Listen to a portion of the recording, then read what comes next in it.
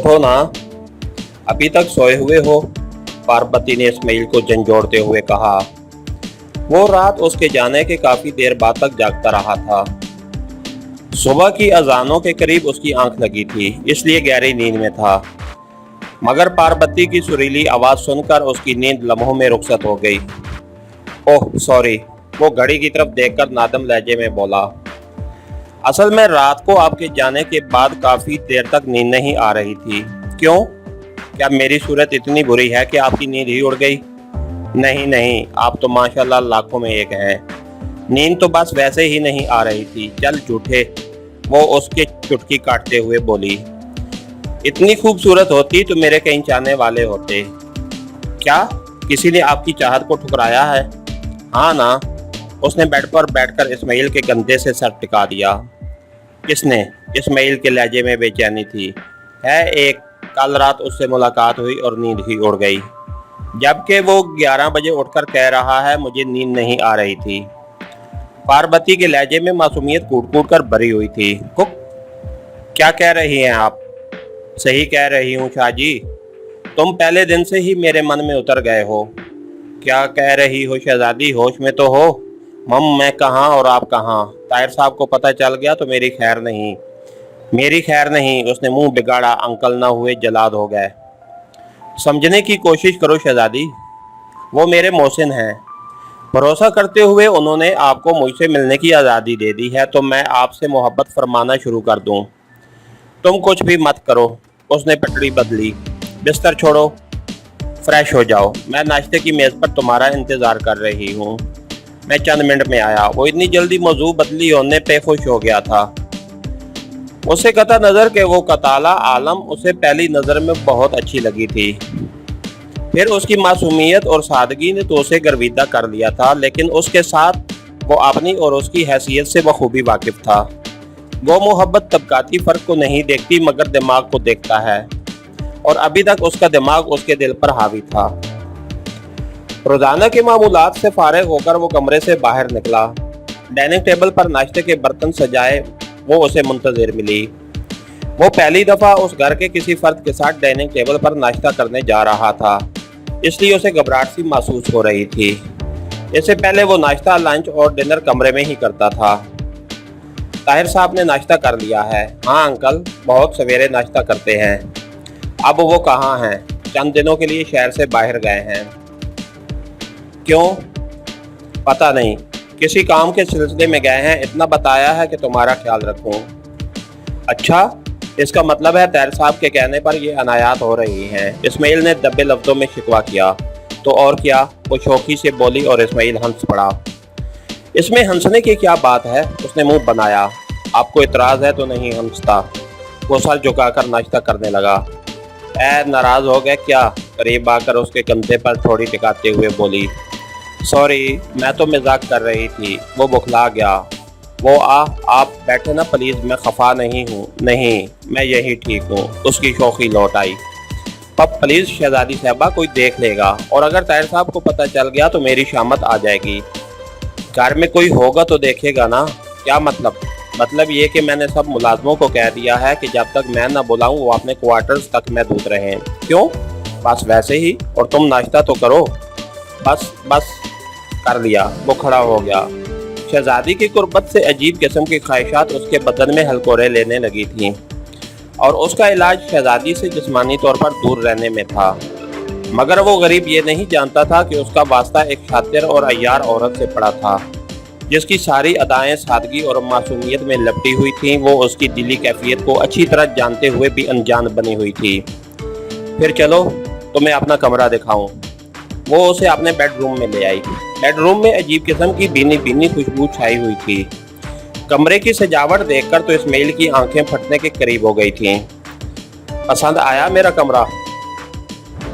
बहुत अच्छा है, बल्कि कुछ ज़्यादा ही अच्छा है। वो साफ गोई से बोला। अच्छा बैठो, तुम्हें फिल्म दिखाती हूँ। वो उसे कमरे के वस्त में पड़े जहाजी साइज के गोल बेड पर धकेलते हुए बोली। फिल्म? हाँ जी फिल्म। मैं इंडियन फिल्में बड़े शौक से देखती हूँ, और जब तक अंकल नहीं आ जाते 3-4 दिन तुम्हें भी मेरे साथ देखनी पड़ेगी। मगर मैंने इससे पहले कभी फिल्म नहीं देखी, तो आज से देखना शुरू करो। इतनी अच्छी तो होती है। वो टीवी ऑन करके उसके साथ आ बैठी। थोड़ी देर बाद ही वो फिल्म के रोमांटिक मनाजिर में गुम था और फिर उसे पता ही न चला कि जाने किस वक्त उसने हीरो की और शहजादी ने हीरोइन की जगह संभाल ली। उसके दिमाग ने हल्का सा एहतजाज किया, मगर पार्वती जैसी गाक औरत ने उसकी एक न चलने दी और उसे इन जहानों की सैर को ले गई जिसके बारे में उसने कभी ख्वाब में भी नहीं सोचा था। विक्रम और चंद्रपाल बेचैनी से पाशा के मुंतजिर थे। विक्रम के साथ उसने दोपहर के खाने के वक्त मिलने का वादा किया था, मगर 3 बजने वाले थे और वो अभी तक नहीं पहुंचा था। उसके इंतजार में वो खाना भी नहीं खा सकते थे और जब भूख बर्दाश्त करना विक्रम के पास से बाहर हो गया तो चंद्रपाल से बोला, सर खाना खा लेते हैं, महाराज जाने किस टाइम तशरीफ लाएं, फोन करके मालूम कर देते हैं। चंद्रपाल ने मशवरा दिया। नहीं, महाराज ने कनेक्शन तब्दील कर दिया है। मैं थोड़ी देर पहले ट्राई कर चुका हूँ। कनेक्शन तब्दील कर लिया है? पर क्यों?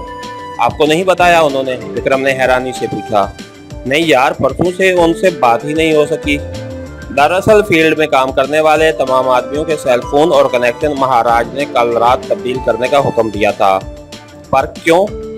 अपने 2 बंदे सीआई की नज़रों में आ गए थे और एहतियाती तदबीर के तौर पर महाराज ने यह हुक्म जारी किया है। मैं भी बदल लूं? क्या कह सकता हूं?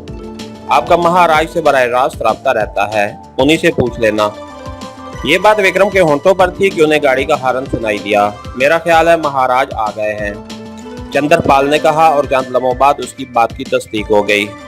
मिर्जा ताहिर हुसैन अंदर दाखिल हुआ। वो दोनों उसके इस्तकबाल के लिए खड़े हो गए। सॉरी, मैं थोड़ा लेट हूँ। उनके नमस्कार के जवाब में उसने भी अपने हाथों को चेहरे के सामने बांधते हुए माजरत खाना लहजे में कहा, कोई बात नहीं महाराज। दोनों बैक ज़बान बोले। खाना खा लिया है? चंद्रपाल ने जवाब दिया, नहीं महाराज। ओहो, ये तो बड़ी ज्यादती है। चलो जल्दी से खाना लगवाओ, मैंने भी अभी तक नहीं खाया। खाना खाकर वो दोबारा उसी जगह आ बैठे। विक्रम, ताज़ा सूरत हाल बताओ। पाशा सुगार सुलगाते हुए मुस्तफसर हुआ। खादिम हुसैन की गाड़ी बीच बाजार में ब्लास्ट कर दी है। जगजीत सुबह अपने बिस्तर पर मुर्दा पाया गया है। फील्ड में काम करने वाले तमाम मेंबरों के सेलफोन और कनेक्शन आज बदल दिए गए हैं। ये रही नए नंबरों की लिस्ट। विक्रम ने जेब से एक तयशुदा कागज निकालकर मिर्जा ताहिर हुसैन की तरफ बढ़ाया। गुड, मेरा नया नंबर भी नोट कर लो। मिर्जा ने उसके हाथ से कागज लेते हुए अपना नया नंबर दोहरा दिया, जो दोनों ने नोट कर लिया। और चंद्रपाल, तुम भी आज ही अपना कनेक्शन बदली कर लो। ठीक है सर, वो सादतमंदी से बोला। तुम्हारे खुदकश बमबार का क्या हाल है विक्रम? एकदम तैयार है सर, बस टारगेट का इंतखाब बाकी है जो आपने करना है। मुहर्रम कितनी दूर है? करीबन 15 दिन बाद यकम मुहर्रम है सर। यूं करो, परसों किसी इमाम बाड़े में धमाका करा दो और अगले जुम्मे को नमाज जुम्मा के टाइम सुन्नियों की किसी मस्जिद में खुदकश बमबार को भेज देना, ताकि मुहर्रम आने तक माहौल खूब गर्म हो जाए। उसके बाद तुमने 9 मुहर्रम में शियों के जुलूस पर ब्लास्ट करने के लिए तैयार रहना है। विक्रम ने पूछा, बीच के दिनों में कुछ नहीं करना? नहीं। उसके चेहरे पर मुस्कुराहट छा गई। इन दिनों में दोनों ग्रुपों का भी कुछ हक बनता है। ठीक है सर, और कोई हुक्म? हाँ, हफ्ते के दिन नए लड़के इस्माइल शाह को ट्रेनिंग सेंटर भिजवाना है। उसे वहाँ छोड़ने के लिए तुझे उसके हमरा जाना पड़ेगा। छोड़कर वापस आ जाना है सर? हाँ, तूने वापस आ जाना है। मैं तैयार हूँ सर। हफ्ते की सुबह तुम लोगों ने निकल जाना है। दोनों ने स्मगलर के रूप में सफर करना है और अपने सरहदी साथियों को पहले से आगाह कर देना, ताकि वो बॉर्डर पर मौजूद मुहाफिजों से डील कर लें। उसे किस सेंटर में पहुंचाना है सर? एस्टेब्लिशमेंट 221 में। और किस में? चंद्रपाल जल्दी से बोला। नहीं, उसे 2J4 कैंप में पहुंचाना है।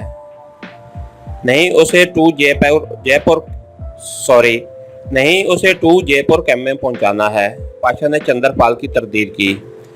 चंद्रपाल ने हैरानी से पूछा, मगर सर, आपने तो कहा था कि उसे मुकम्मल तरबियत दिलानी है, जबकि जयपुर कैंप में तो चंद हफ्तों पर मुश्तमिल कोर्स में चंद एक चीज़ें ही सिखलाई जाती हैं। ठीक कह रहे हो चंद्रपाल, मगर एस्टेब्लिशमेंट में उसे इसलिए नहीं भेजा जा रहा कि वहाँ भारतीय फौज की वर्दी पहनाकर तरबियत दी जाती है, जो शायद इस्माइल जैसे पढ़े लिखे को हजम ना हो सके। तो जयपुर कैंप भी तो इंडिया में है। एस्टेब्लिशमेंट 22 दरअसल SFF का तरबीती मरकज है, जिसका कंट्रोल बराह रास्त वजारत दिफा करती है। उसकी बुनियाद CIA ने भारत में रखी थी, जिसके तहत इंटेलिजेंस अफसरान को गुरिल्ला कार्रवाइयों की तरबियत देकर चीन के खतरे का मुकाबला करने के लिए तैयार किया जाता था। पाकिस्तानियों की तरबियत का आगाज उस कैंप में 1986 से हुआ। एस्टेब्लिशमेंट की तरफ से तकरीबकारी के जो कोर्स करवाए जाते हैं, उनका अरसा तरबियत 4 हफ्ते, 4 माह, तब 5 माह, 9 माह, 18 माह पर मुश्तमिल होता है। अरसा तरबियत में क़याम पजीर तकरीबकारों को बाकायदा भारतीय फौज की वर्दियां पहनाई जाती हैं। उसका हेडक्वार्टर चक्राता है। उसकी कमांड भारतीय फौज का एक ब्रिगेडियर करता है। भारत ने राजस्थान की सरहद पर मुख्तलिफ तरबीती कैंप किए हुए हैं, जिनकी मजमूई तादाद 40 के करीब है, और उनमें सारा साल दहशतगर्दी की तरबियत जारी रहती है। ये कैंप गंगानगर, जयपुर, उधमपुर, किशनगढ़, बारमर और चंडीगढ़ वगैरह में वाक़ हैं। हाँ, मगर वहाँ भारतीय फौज की वर्दी इस्तेमाल नहीं होती। दूसरे वहाँ इंडियन दोस्ती से ज़्यादा पाकिस्तान दुश्मनी सिखाई जाती है। और सबसे अहम बात जो मैंने अभी तक आप लोगों को नहीं बताई, वो ये है कि इस्माइल की ट्रेनिंग जयपुर से 5 किलोमीटर के फासले पर मौजूद एक नए कायमशुदा कैंप में होनी है। वहाँ इस्माइल अकेला नहीं जाएगा। पाकिस्तान के मुख्तलिफ शहरों से मजीद 15-20 पढ़े लिखे जवान वहाँ जमा हो रहे हैं, और उन तमाम को 15 माह दौरानिए की तवील तरबियत दी जाएगी। वहीं उन्हें ब्लैकमेल करने के लिए मवाद भी तैयार किया जाएगा, ताकि मुस्तकबिल में हमसे बागी ना हो सकें। सॉरी सर, मैंने चंद्रपाल नदामत से कहना चाहा, मगर पाशा ने कता कलामी करते हुए कहा, सॉरी की ज़रूरत नहीं। मुझे तेरी बातों से खुशी हुई, ये बात हकीकत के करीब थी, और तेरी आज की गुफ्तगू से मुझे उम्मीद हो चली है कि तुम्हारे दिमाग ने काम करना शुरू कर दिया है। Thank you sir, Chandrapal Musarrat से बोला। ओके, इजाज़त दें, मैं थोड़ी देर आराम करूँगा। अलबत्ता आप लोगों ने गपशप करनी है तो बैठे रहें। वो दोनों भी उसके एहतराम में खड़े हो गए थे, और उसके कमरे से निकलते ही विक्रम ने भी चंद्रपाल को अलविदाई नमस्कार करते हुए रुखसत ली। इसके साथ ही हमारी आज की एपिसोड का इख्तिताम हुआ।